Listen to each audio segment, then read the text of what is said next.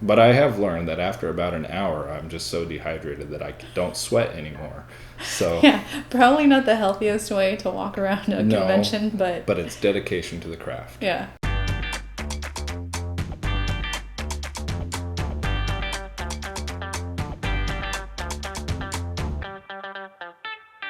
This time we're talking about cosplay at GenCon. We've been cosplaying every time we've gone to GenCon with the kids. I think the very first cosplay we did at GenCon was Portal. Mm-hmm. And that's when our youngest was 18 months old. And we mentioned that in a previous video.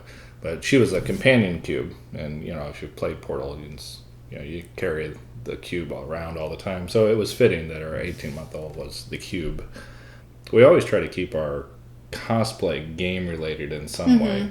Now we do Marvel and DC, but technically there are games based on both Marvel and DC, so that's kind of an easy it's an easy cheat. Line to blur there. Yeah. Portal was a video game the first year that we did it, but we brought it back the second year, and thankfully they were making a game. Somebody had made a board game version of Portal, so we have a pass on that one now. Right. They actually stopped us at that booth to take a picture. They're like, can we take a picture of your Portal family for our Facebook? I don't think the game did very well. I don't even think. I don't think we didn't play it. We I've didn't never buy even it. played it. Yeah. So It's a shame because we were famous.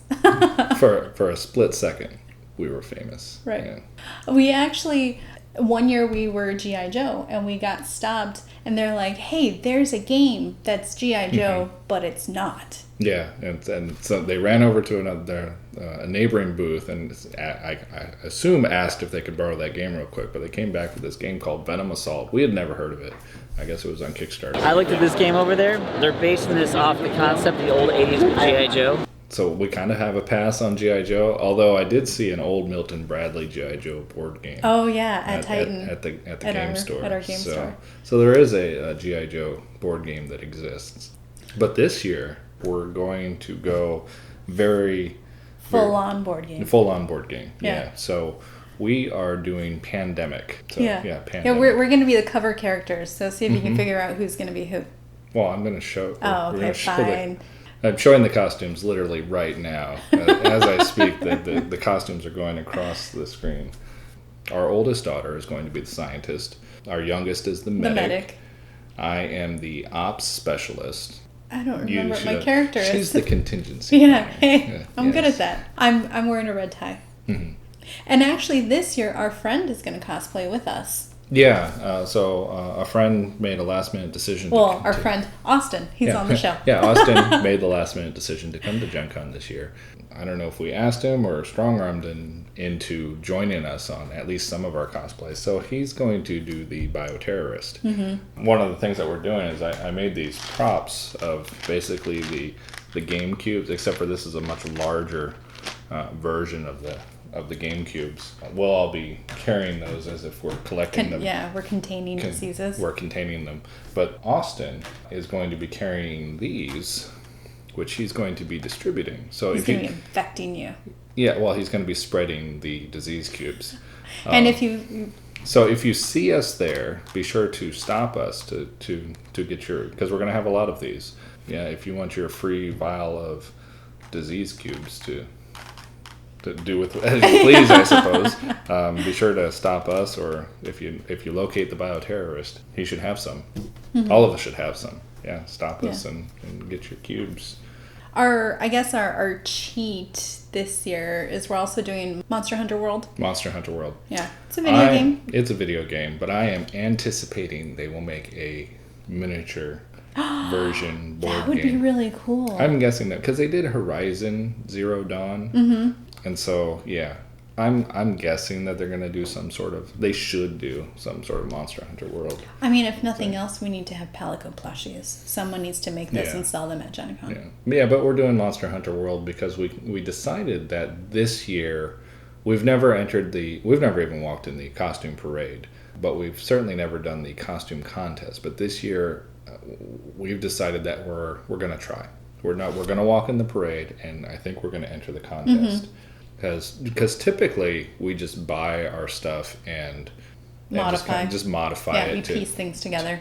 But this year, Wendy's been spending weekend after weekend after weekend. Pretty much every night, making not just the these weekends. Monster Hunter World costumes for everybody. Sewing and not playing board games. Yeah, I'll actually be glad when Gen Con's over because then we can get back to playing board. I haven't played a board game on a weekend in 2 months. Yeah, well, I think we've learned our lesson. I think if we need to plan now. I hope you've learned your lesson. We need to plan now for next year so I can do it little by little. I think I committed to a lot. I've had fun, but yes, it has taken up a lot of time. Yeah, she's had fun. What else are we doing this year? We are doing... Marvel Rising. Oh, yeah, because So- we've always done Marvel almost every single year because, there's at least Marvel board games out there. The Legendary series, well, I don't know. I haven't played any of them. No, there's 5 Minute Marvel now. Oh, Yeah, yes. it's We love 5 that Minute game. Marvel. That's a great game. But this year we're doing something that the girls... They chose. Yeah, and it's Marvel Rising. It's the new series that's got Spider-Gwen, Squirrel Girl. Mm-hmm.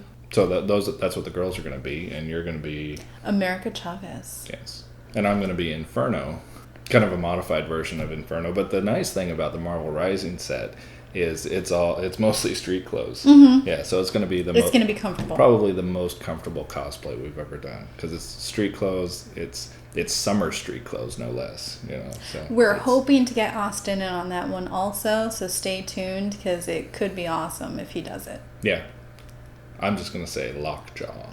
And if you know who that is, then you know that's going to be awesome. If you don't, what else are we doing? We're doing DC.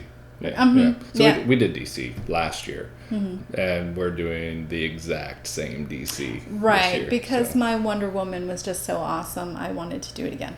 Yeah, well, my Flash is a nice outfit. Except it is completely sealed from the toe all the way up to the first vent point is right here along my chin line. So like all of my body heat is trapped and there's no way for it to escape because it's a leather suit. Mm-hmm. Oh wait, I'm sorry. The butt is vented. The butt and the knees are vented. It's got vent slits on it. But yeah, I mean just fully enclosed. Because I'm wearing gloves and everything. So the only way that I can disperse my heat is through my face. Mm-hmm. But I have learned that after about an hour, I'm just so dehydrated that I don't sweat anymore. So yeah, probably not the healthiest way to walk around a convention, but it's dedication to the craft. Yeah. So it's Our kids will learn that this year. So every year they've had very comfortable, wearable outfits, and this year because they decided they wanted to be palicos, they're going to be wearing fleece. I don't think it's a good idea. They both said they would be okay. Let's hope so. I'm going to bring some Gatorade and stop outside the hall a lot to have them cool off. This year will be the first year that we sort of test their mettle as far as our cosplay goes.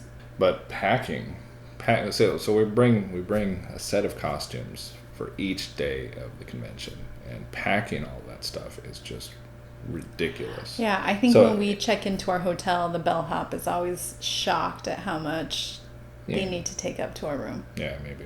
2 years ago, I learned that having different sets of shoes for each costume was a bad thing. So it was always better to have shoes that can be used for more than one costume. Well, I threw that out of the window this year because now I have a different set of boots for each... Every day. Yeah, for each day. So we have a suitcase that's filled with nothing but shoes and boots.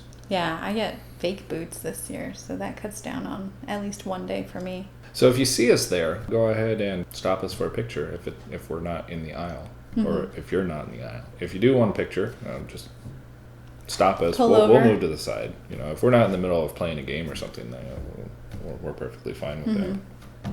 It's not creepy to come ask us for a picture if you want one. It's creepy to take a picture without asking us. Right. That's kind of weird. Yes. That is something that I've seen on the Fans of GenCon Facebook page. Is their cosplay etiquette, and so that was something, and I think that's true. It's cosplay arguments right now is what it is. But I do think that's true. I mean, sure, if I'm across the room and you can't get to me and you want to snap a picture, I suppose that's okay. But if you're standing right next to me, it's better to ask. Mm-hmm. And I think in general, people have been really good about taking pictures of the kids. Like they ask permission. They're hey, we love your costume. Is it okay if I take a picture of your child or with your child? And yeah, I mean, we're sort of a package deal, so usually you get all of us. That's part of the fun for us is, we're the theme. So say hi, get diseased. And we'll see you there. See See you at GenCon.